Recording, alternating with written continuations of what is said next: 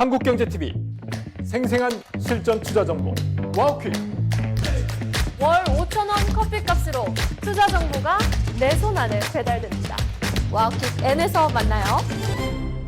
이제 이번 주면은 블랙 프라이데이를 필두로 해서 미국에서도 쇼핑 시즌이 본격적으로 시작을 하게 됩니다. 국내에서도 세일이 시작되고 있고 또 외국인 관광객도 많이 들어오다 보니까 유통업종에 대한 기대감이 오랜만에 좀 일고 있는 상황인데 자세한 내용 애널리스트와 함께 진단을 해보는 시간 마련했습니다. 오늘 이 시간은 LS증권의 오리나 연구위원 모셨습니다. 어서 오세요. 안녕하세요. 네.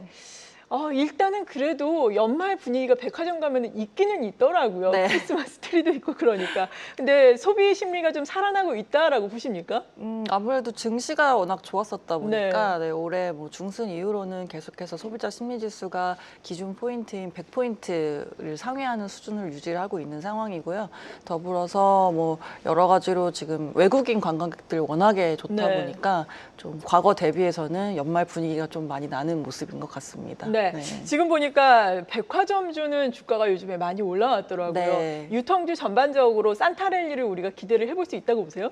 아무래도 이제 업태별로 좀 온도차가 커서 저희 선별적으로 랠리가 유력하다 이렇게 말씀을 드리고 있고, 말씀 주신 것처럼 이제 백화점 같은 경우에 기존 이제 지금 연말 성수기 효과와 더불어서 외국인 관광객 매출액이 굉장히 비중이 빠르게 올라오고 있는 상황입니다.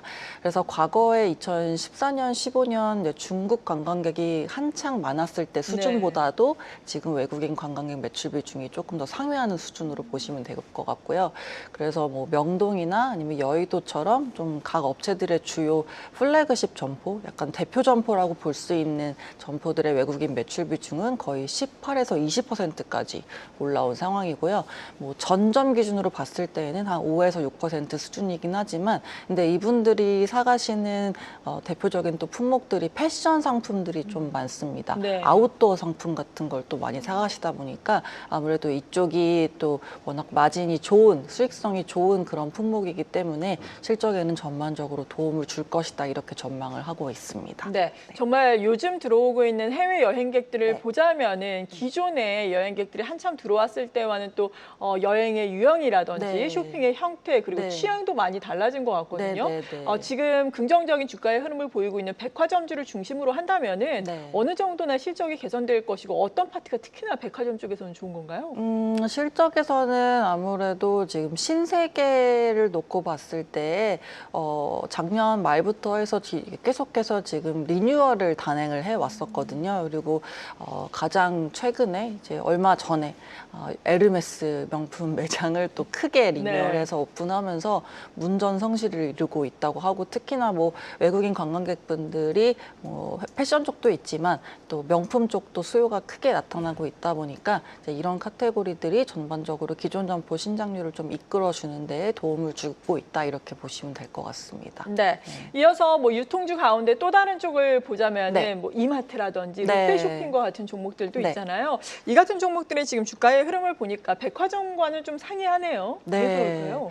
일단은 이마트 같은 경우는 온라인 쪽 적자가 계속해서 좀 줄어들고 있었는데, 쓱닷컴 부분 말씀을 네. 드리는 건데요. 근데 이쪽이 올해 여름에 좀 CJ 대한통운과의 이제 배송을 협력을 하게 되면서 이제 기존에 사용했던 이 보냉백이 아닌 일반 종이 박스의 배송을 좀 하게 되다 보니까 올해 여름이 더웠다 보니 이제 그런 내용 때문에 보냉재가 높고 뭐 박스가 높고 이런 배송 품질에 대한 좀 이슈가 있었습니다.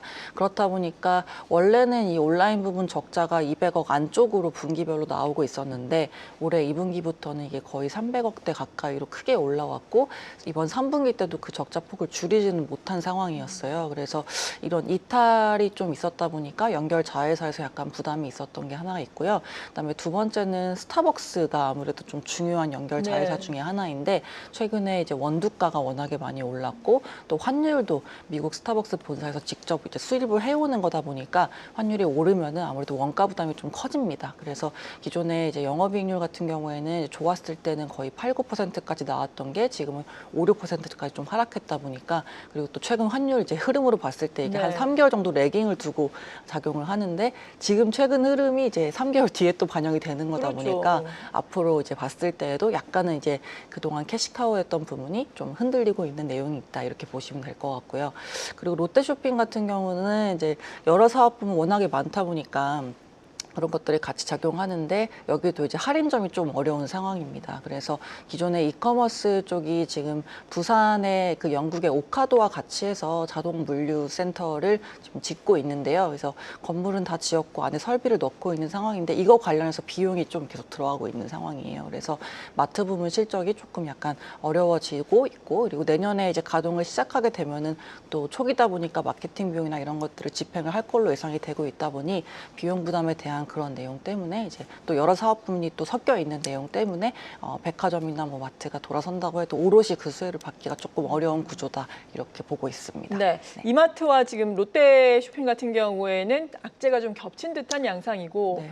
여행에 대해서 조금 이야기를 다시 해본다면 네. 중국인 단체 관광객 무비자 입국을 비롯해서 네. 여행객은 계속해서 늘어날 거다, 이런 기대가 있는 거잖아요. 그쵸. 근데 수혜를 받는 것도 좀 전부다는 아니고 좀 한정적이네요. 그러니까 여전히. 그렇죠. 과거랑은 좀 쇼핑 양상이 말씀하신 것처럼 좀 완전 많이 바뀌었고요. 네. 그래서 최근에 좀 흥미로운 점은 공항 가까이에 있는 그런 아울렛 점포들 매출도 는다고 하고 있거든요. 그래서 아울렛까지요? 예를 들어서 예. 뭐 김포점이라든지 네. 송도점이라든지 이렇게 인천공항이랑 가깝거나 김포공항에 가까운 점, 그리고 또 여기 근처에 있는 서울역에 있는 아울렛 같은 경우도 외국인 매출액이 뭐 60% 이상 성장을 했다든지, 이런 식으로 과거에 무조건 면세점으로 다 가셔가지고 이제 유명 브랜드들을 대량으로 사갔던 거랑은 달리 정말 한국 사람들이 쇼핑을 하고, 그리고 또 뭔가 일상생활에서 할 수 있는 그런 액티비티들을 많이 하시는 모습들이 나오고 있다, 이렇게 보고 있고요. 그래서 실제로 지금 화장품 같은 경우도 뭐 과거에 면세점 매출액이 견인을 했었다면은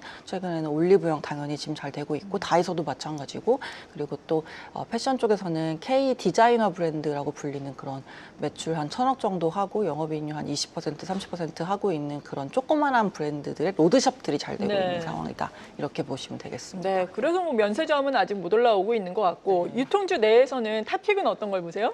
탑픽은 지금 신세계 말씀을 드리고 있고요. 리뉴얼 효과와 더불어서 지금 면세 사업 같은 경우 워낙에 좀 어려웠었는데, 이제 인천공항점 종료하기로 결정을 하면서 이제 비용 부담이 좀 줄어드는 게 긍정적이다, 이렇게 말씀을 드리고 있습니다. 네, 유통주 내에서 신세계 탑픽 종목으로 봐주셨고, 또 화장품 쪽도 보고 계시거든요. 네. 화장품주 같은 경우에는 정말 뭐 종목별로 엇갈리는 주가의 양상입니다. 이런 가운데 보자면은 대체적으로는 3분기 실적이 약간 미스하는 경우가 많았던 것 같아요. 네, 3분기가 또 비수기이기도 한데 네. 워낙에 뭐 업황이 좋았다 보니까 기대치가 높았었어가지고 이제 이거에 미치지 못하면서 전반적으로 좀 주가가 재미가 없었고, 지금 모멘텀도 약간 업종 내에서 약한 상황이다, 이렇게 봐주시면 될 것 같고요. 그리고 4분기도 사실 이게 마케팅 투자가 브랜드 업체들이 모두 좀 강화를 해야 된다라고 얘기를 똑같이 하고 있는 상황이어서, 왜냐면 아시겠지만 지금 K뷰티라는 제품들 때문에 화장품 밸류 체인에 대해서 소비자들이 다 학습을 해버린 상황이고, 그리고 이제 좋은 품질은 기본이 되었고 마케팅이 되게 중요하게 된 상황이 됐거든요. 그래서 이 매대를 점유하기 위해서는 계속해서 마케팅을 좀 집행을 해야 되는 상황이 됐고, 그렇다 보니까 이제 브랜드 업체들에게는 좀 부담이 될 수 있는 국면이 이번 4분기가 되겠다, 이렇게 전망을 하고 있습니다. 네, 이 시간을 준비하면서 또 화장품 업계 보니까 네. 진격의 C뷰티? 네. 네, 그러니까 차이나 뷰티를 C뷰티라고 하더라고요. 네. 중국의 화장품이 우리나라에 또 진출을 하고 있다. 근데 이게 또 의외로 인기를 끌고 있다면서요. 뭐 맞아요. 플라워 노즈, 이 맞습니다. 회사 보니까 또 SNS도 시작하고, 지금 네. 상황이 어떤가요? 먼저 이 브랜드가 그래도 매출액을 거의 뭐 1,000억대 넘게 하고 있는 그런 오, 브랜드이고요. 네. 미국에서도 인기를 좀 끌고 있고, 그리고 조선미녀와 구글 트렌드를 비교해 봤을 때 뭐 지표상에도 뒤지는 게 딱히 없을 정도로 인기를 끌고 있는 그런 색조 브랜드입니다.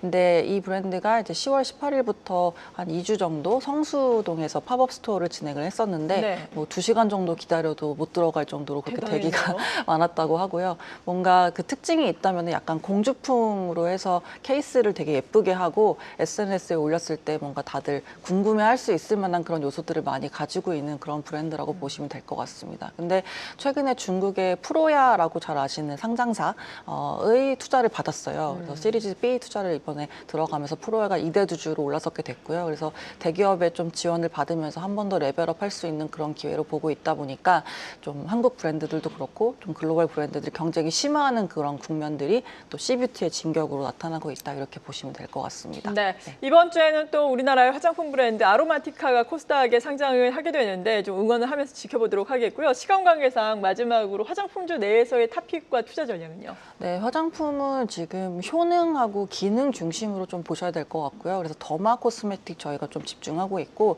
예를 들어서 뭐 선케어나 그리고 또 겔마스크나 그리고 또 더마 화장품 이렇게 약간 기능이 뚜렷한 업체들 위주로 좀 선방할 것으로 전망을 하고 있습니다. 근데 기본적으로는 ODM들에게 유리한 그런 업황이 이어질 거라는 거는 그 시각은 계속 유지하고 있습니다.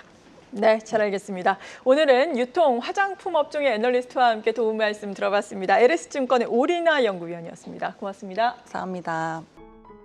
계속해서 다양한 경제 이슈를 알고 싶다면 구독과 좋아요, 알림 설정 부탁드립니다. AI 캐스터 권미정이었습니다.